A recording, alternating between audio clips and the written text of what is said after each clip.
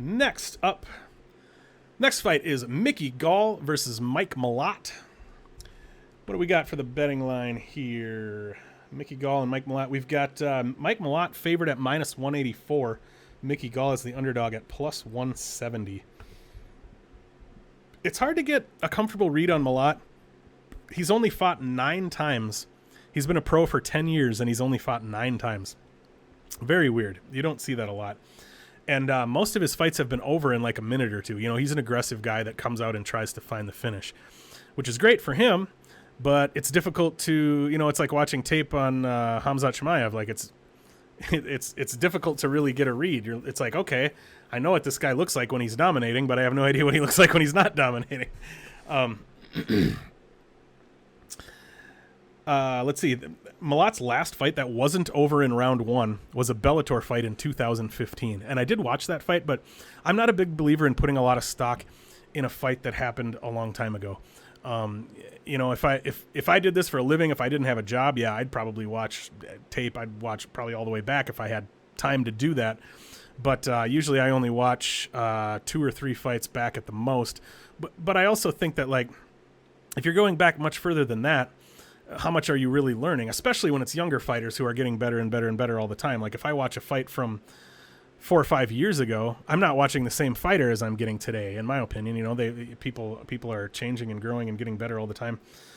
So Malott is accustomed to winning his fights quickly, and he's a guy who comes out and looks for that early finish. He doesn't necessarily wait to make reads. He just kind of looks to push his game. And I wouldn't say necessarily that he's especially reckless or that he puts himself in bad positions, but he does, you know, he's accustomed to getting that finish, and he does come out and look for it, which I think is something that could work pretty well against Mickey Gall, because one thing we've seen from Mickey Gall is, like, okay, if we look at the Alex Morono fight, for example, in that fight, Gall just never really finds a sense of urgency. I mean, he kind of does, but not until there's like a minute left in the fight, and by that point, it's just too little too late. But he's losing the fight on the feet. He's getting outstruck, but he never really changes the game plan. He just stays kind of loose and relaxed and not putting out a whole lot of output and not, you know, no real sense of urgency, not a lot of aggression. And even though he's losing, he just doesn't change that. He just kind of lets it happen. So, you know, if this fight starts and Malott comes out in his usual way and comes out with his aggression, looking to push, and Mickey Gall is kind of just doing his sort of relaxed hanging out thing, I mean, Gall could absolutely get caught and be just another guy under Malott's belt that he finished quickly in the first round. That wouldn't necessarily surprise me a ton. Malott trains at Alpha Male. Allegedly, he's not at Alpha Male for this fight, is what I heard. I heard he's training in Canada for this fight. I don't know for sure if that's true, but that's what I heard. He has a pretty even number of wins by sub and KO. So, I mean, he's well-rounded. He's able to win in different ways. I think he has faster hands than Gall. I think he's just a quicker guy than Gall and is more athletic. You know, I think Gall's hands aren't very fast. He has some power, but his strikes are sort of slow. He's definitely, you know, Gall has definitely improved his striking. He's improved his game overall, but he's definitely, you know, he was a guy who started out mainly as a grappler. He's improved his striking enough that he's comfortable on the feet, but still not enough that he looks real great or that he's more comfortable on the feet maybe than he should be, I guess I would say.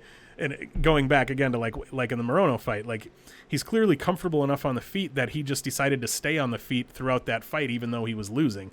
You know, maybe he didn't realize he was losing. I don't really know exactly, but you know, I think he's gotten comfortable enough on the feet now that he doesn't realize maybe that his best win condition is still to get fights to the ground. So he's not necessarily looking to do that. But anyway, I think it is reasonable to. Oh yeah, I didn't pull up the odds here. Malott is favored, or maybe I did. I don't remember. Malott's minus 184 as a favorite. Come back on Gall is plus 170. Yeah, we've had like 3 fights in a row or something that. 3 out of the last 4 where the lines were like almost the same. So yeah, Malott is favored, which I think makes sense. You know, it is the situation where we've got the guy coming in and making his UFC debut and being favored over a UFC veteran. However, I do still think it makes sense here. I mean, Malott's been he's been a pro for a long time. He hasn't necessarily fought super high level competition, but you know, he's trained at Alpha Male for a long time. I heard that he's one of the striking coaches at Alpha Male, maybe. So, I mean, the guy's, you know, a high-level competitor, despite the fact that he's making his UFC debut. And Mickey Gall, even though he's a UFC veteran, he's a lower-level UFC veteran. You know, he's not a guy with a ton of high-quality wins. He's a guy that, let's be honest, he was brought into the UFC simply because they needed someone to fight CM Punk. I actually attended that fight live in Cleveland, but anyway. So yeah, they needed somebody to fight CM Punk. They brought Mickey Gall in.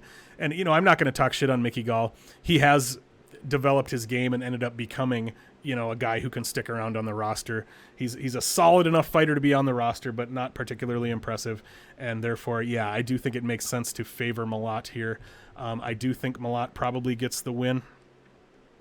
I wouldn't bet it though. I mean, if I was gonna bet anything here, I would potentially, you know, I would maybe look at if you can get like Mike Malott in round 1 or something like that, since he does win fights that way a lot. I wouldn't mind a sprinkle on something like that, since that's a win condition that has come through for him a bunch of times in the past.